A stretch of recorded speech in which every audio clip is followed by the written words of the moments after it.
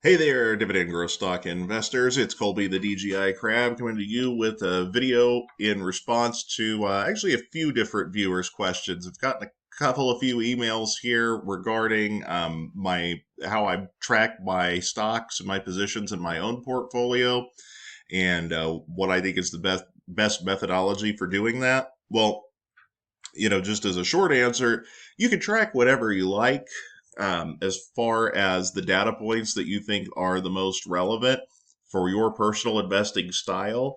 I think that a lot of investors get this. I don't want to say wrong necessarily, but I do think that it's very easy to overcomplicate things when you're trying to build out a spreadsheet to track your investments. I do think everyone that is investing should utilize a spreadsheet to track your investments. I know that all these different platforms out there do have tools as part of their apps or whatever that could help you with that, but I do think that it also helps to do some manual tracking on your own. I think it's good for just keeping closer tabs on your own portfolio. It helps you get to know it better, and for me, it helps keep me in line with my own personal strategy for investing. So what I want to do here is just kind of show you exactly how I track my own holdings and the data points that are important enough to me. I like to keep it simple. Now, I'm not a licensed professional advisor, so don't take this as direct advice, but I am going to show you exactly what I'm doing, and hopefully this will give you some good ideas for yourself.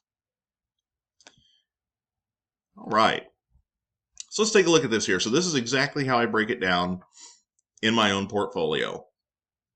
I use Microsoft Excel. The Excel subscription has some nice features in it where it will automatically track the price of a stock and it'll update live. I really like that. I don't know if Google Sheets or other spreadsheet applications out there have something similar, um, but this is a really nice feature in Excel. I happen to have the benefit of getting Excel for free as part of my work, so I'm taking advantage of that benefit, and I don't have to manually update the current price. So I've just got the company name and the stock ticker. I have the current price, which again, this updates automatically for me. If you don't have something that automates this process, it's not the end of the world. You can always go in and update the current price every so often just to see how things are falling. But I definitely would recommend having something in place that could do this automatically, just so you're not having to bounce back and forth from like Seeking Alpha or something like that in your spreadsheet to see kind of where things are dealing, because price obviously changes every single day, every single minute. So I like for this to just be kept up to date. And then I believe, yeah, everything else here I'm tracking manually. So we've got the current yield, which is just in this case, I'm taking the dividend per share, which is over here, column J, and you divide it by current price. So that gets us our yield. The 4-year average yield. So I'm sure a lot of you are probably aware, I just update this manually every single week. I look on Seeking Alpha, and I just take that number and plug it in here. This column, basis point differential, this is how much the current yield is off from the 4-year average. So I'm taking current yield 1.71 minus 1.07, the 4-year average, which gets me a 0.64 basis point differential. And then I utilize that number. I divide this number by the 4-year average yield to get my valuation metric, which this is the primary metric that I use to determine if a stock is undervalued and by how much. The basis point differential between the current yield and the 4-year average divided by the 4-year average yield. This is a formula that I believe is exactly the same formula that is utilized by the website Simply Safe Dividends. I just simply sort of back engineered this for myself. They might take some other things into consideration, but I think this is the primary thing that they're utilizing when they're determining if something looks undervalued or not. And then I track my investment dollars, just how much money I've invested in this particular position. how many shares of the company that I own. Again, the dividend per share number here. And then I obviously am going to keep track of the annual dividend income, which is just taking the amount of shares that you have and multiplying it out by how many or by how much it pays per share.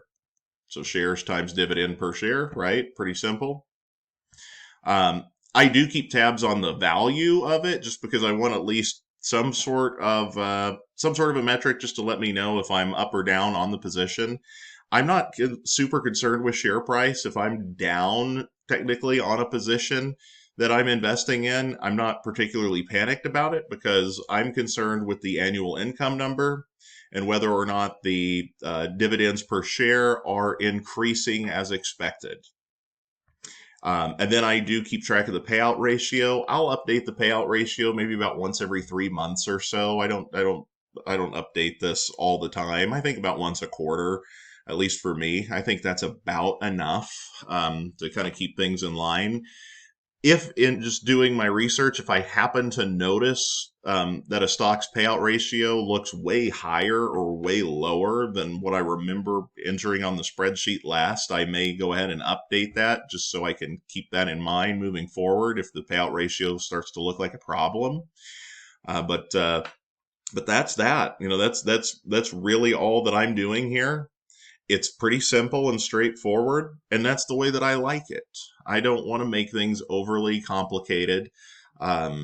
There's plenty of other metrics that a person could go about utilizing. You could track free cash flow, you could track PE ratio, plenty of other metrics that are totally reasonable and valid things that you can track and take into consideration. But for me, when I narrowed down my focus, when I put this channel together, on 60 individual dividend growth stocks split out into 4 tiers, I just know that my primary concern is investing in the stocks in my particular tiered age range. And I've got links to each of those videos, as always, in the description below, so you can see which stocks are in each of the tiers. You can also check out any of my Friday videos where I'm going over the valuation metric here and figuring out which stocks and which tiers look to be the most undervalued at a given time.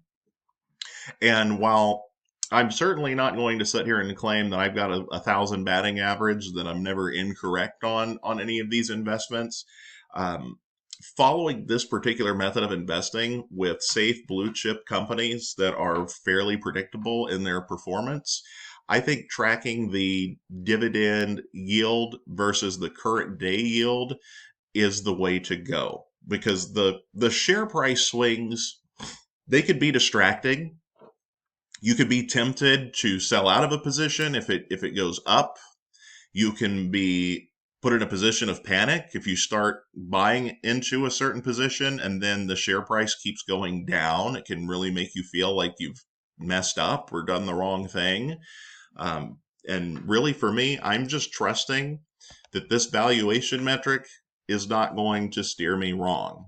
And that if a company is down, whether it be for a few weeks or even a few months, it just means that that's time to start adding to that position so I can increase this number and do it the most efficiently by getting the best value for my money, purchasing the best dividend per share for my hard-earned dollars that I can possibly get.